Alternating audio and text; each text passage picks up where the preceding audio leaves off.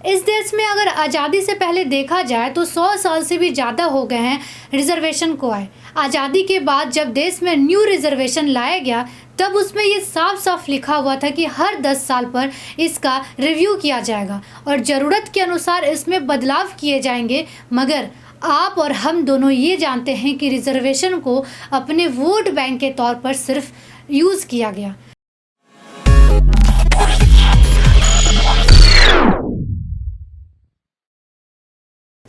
Hello guys, मैं हूं सुषमा पांडे और एज टॉक के ब्रांड न्यू एपिसोड में आपका स्वागत है। आज हम एक काफ़ी सेंसिटिव टॉपिक के बारे में बात करेंगे, रिजर्वेशन यानी कि आरक्षण। एक ऐसा मुद्दा जिस पर जितनी बहस की जाए कम होगी। फेसबुक से लेकर गली के चौराहे तक लोग इस मुद्दे पर आपको बहस करते आराम से दिख जाएंगे। अक्सर रिजर्वेशन का मुद्दा तब गर्मा जाता है जब कभी किसी एग्ज़ाम का रिजल्ट आता है या फिर किसी डिजर्विंग को नौकरी या एडमिशन रिजर्वेशन की वजह से नहीं मिल पाती है। रिजर्वेशन हमारे देश के लिए ज़रूरी है या नहीं, ये जानने से पहले हमें ये समझना होगा कि भला रिजर्वेशन को क्यों लाया गया, कब लाया गया और रिजर्वेशन को इम्प्लीमेंट करने में किनका सबसे बड़ा हाथ था। आपको जानकर ये ताज्जुब होगा कि भारत में आज़ादी से पहले ही रिजर्वेशन सिस्टम को इम्प्लीमेंट कर दिया गया था। ब्रिटिश इंडिया के वक्त ही भारत में कई जगहों पर कोटा सिस्टम हुआ करता था ताकि कई पिछड़ी जातियों और कम्युनिटीज़ को अपलिफ्ट करने में मदद मिले। उसके बाद आज़ादी से पहले 1902 में कोल्हापुर के महाराज साहू ने रिजर्वेशन सिस्टम लाया जिसे नॉन ब्राह्मण और बैकवर्ड क्लासेस के फेवर में इम्प्लीमेंट किया गया था। उसके बाद 1909 में ब्रिटिश गवर्नमेंट ने भी रिजर्वेशन के कई सिस्टम को इंडिया में इंट्रोड्यूस किया जिसे हम एक्ट ऑफ 1909 भी कहते हैं। हालांकि उनका मकसद डिवाइड एंड रूल का था, फिर भी उन्होंने रिजर्वेशन के बारे में सोचा।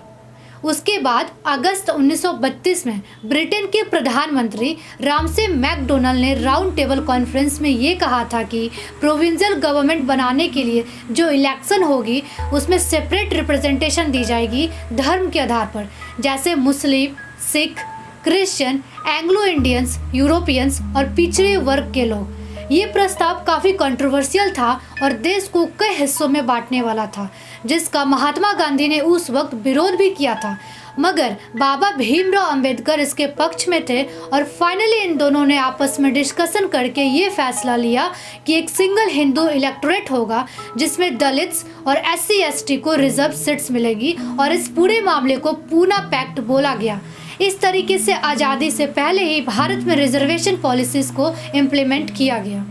आज़ादी के बाद 1947 में सभी ये जानते थे कि देश के पिछड़ी जातियों को रिजर्वेशन देना बेहद ज़रूरी है, वरना ये पीछे रह जाएंगे, जिसके कारण SC और STs को रिजर्वेशन दिया गया। उसके बाद Bhimrao Ambedkar vice Royce executive council में लॉ मिनिस्टर बनते हैं, जिसके कारण वो गवर्नमेंट के डायरेक्ट कांटेक्ट में आ जाते हैं। जिसके बाद उन्होंने जॉब के अलावा SC और STs को एजुकेशन में भी रिजर्वेशन देने की मांग कर दी। तब 1951 में कॉन्स्टिट्यूशन में पहला अमेंडमेंट कर आर्टिकल 15 में चौथे क्लॉज में जोड़ दिया गया, जिसके बाद SC/ST को एजुकेशनल इंस्टीट्यूट में रिजर्वेशन दिया जाने लगा। उसके बाद 1982 में SC के लिए 15% और ST के लिए 7.5% सीट सरकारी नौकरियों में और एजुकेशनल इंस्टीट्यूट्स में फिक्स कर दी गई, जो अब तक चलती आ रही है। फिर 1978 में सोशली और एजुकेशनली पीछे रह गए लोग जो SC और ST कैटेगरी में नहीं आते थे, जिसके कारण उन्हें रिजर्वेशन का लाभ नहीं मिल पाया था, ऐसे लोगों का पता लगाने के लिए सरकार ने मंडल कमीशन का गठन किया। 1980 में मंडल कमीशन ने अपने रिपोर्ट्स को जमा किया, जिसमें उन्होंने रिकमेंड किया था कि भारत में 52% ऐसे लोग हैं जिन्हें रिजर्वेशन की ज़रूरत है और उन्हें 27% रिजर्वेशन दी जाए गवर्नमेंट जॉब्स में और एजुकेशनल इंस्टीट्यूट में। मगर उस वक्त इंदिरा गांधी गवर्नमेंट ने अपने वोट बैंक को बचाते हुए इसे इम्प्लीमेंट नहीं होने दिया और इस मुद्दे पर बिल्कुल भी ध्यान नहीं दिया। फिर इंदिरा गांधी की हत्या हो गई, जिसके बाद अपनी वोट बैंक की प्रथा को आगे बढ़ाते हुए राजीव गांधी ने भी अपने वोट बैंक की राजनीति के लिए इसे इम्प्लीमेंट नहीं होने दिया और उन्होंने भी इस मुद्दे पर ध्यान नहीं दिया। फिर 1980 में जाकर VP सिंह की गवर्नमेंट ने इसे इम्प्लीमेंट किया, जिसके बाद देश भर में कई जगहों पर दंगे और हिंसाएं हुई, 1995 में कॉन्स्टिट्यूशन में 77th अमेंडमेंट कर एसटी और एससी को प्रमोशन में भी रिजर्वेशन दे दी गई।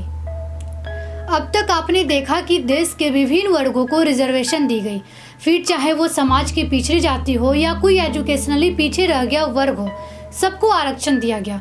फिर चाहे वो लेजिस्लेटिव काउंसिल हो, नौकरी हो, एजुकेशन में हो या फिर प्रमोशन में हो। मगर किसी भी सरकार ने इकोनॉमिकल वीकर सेक्शन के बारे में न कभी बात की और न ही कभी उस पर विचार किया। मगर 2019 में मोदी सरकार ने पार्लियामेंट में अमेंडमेंट बिल पास करके इकोनॉमिकल वीकर सेक्शन को एजुकेशनल इंस्टीट्यूट और जॉब्स में 10% रिजर्वेशन दी, जिसका विरोध भी किया गया। मगर मोदी सरकार ने अपनी वोट बैंक की राजनीति को छोड़कर ये फैसला लिया और रिजर्वेशन में एक अहम और सकारात्मक कदम उठाया, जिसके बाद राहुल गांधी ने कहा बीजेपी और आरएसएस देश में रिजर्वेशन सिस्टम को खत्म करना चाहती है और नहीं चाहती कि एसटी, एससी और ओबीसी आगे बढ़े। ये बयान वही राहुल गांधी दे रहे हैं जिनके पिताजी और दादी ने अपने वोट बैंक के लिए ओबीसी रिजर्वेशन नहीं दिया था। इस देश में अगर आज़ादी से पहले देखा जाए तो 100 साल से भी ज़्यादा हो गए हैं रिजर्वेशन को आए।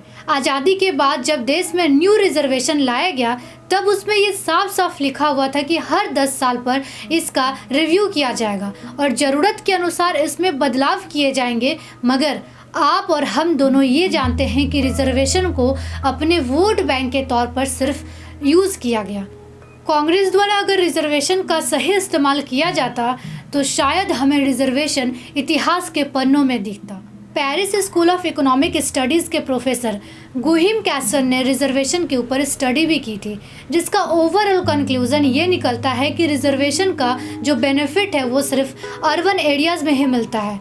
रूरल एरियाज़ की हालात बहुत ख़राब है, वहाँ लोगों को ये तक नहीं पता कि रिजर्वेशन का इस्तेमाल कैसे किया जाए और ये सब सिर्फ वोट बैंक के लिए किया गया है। और मोदी गवर्नमेंट ने जो ये 10% रिजर्वेशन जनरल कैटेगरीज को दी है उसका बहुत फ़ायदा होगा, जो लोगों के बीच डिस्क्रिमिनेशन को ख़त्म कर देगा। ज़्यादातर लोगों को रिजर्वेशन से ये गुस्सा रहता था कि डिजर्विंग होकर भी उस मुकाम पर नहीं पहुंच सके, जो अब काफ़ी हद तक ख़त्म हो जाएगा। मेरा ये मानना है कि रिजर्वेशन एक पॉजिटिव डिसीजन था, मगर समय के साथ इसमें बदलाव भी आने बेहद ज़रूरी भी थे, जिसे नहीं किया गया। और अब हमें कास्ट बेस्ड रिजर्वेशन को हटाकर इकोनॉमिकल वीकर सेक्शन को रिजर्वेशन देना चाहिए।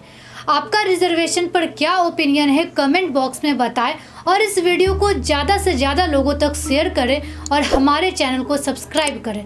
जय हिंद, जय भारत।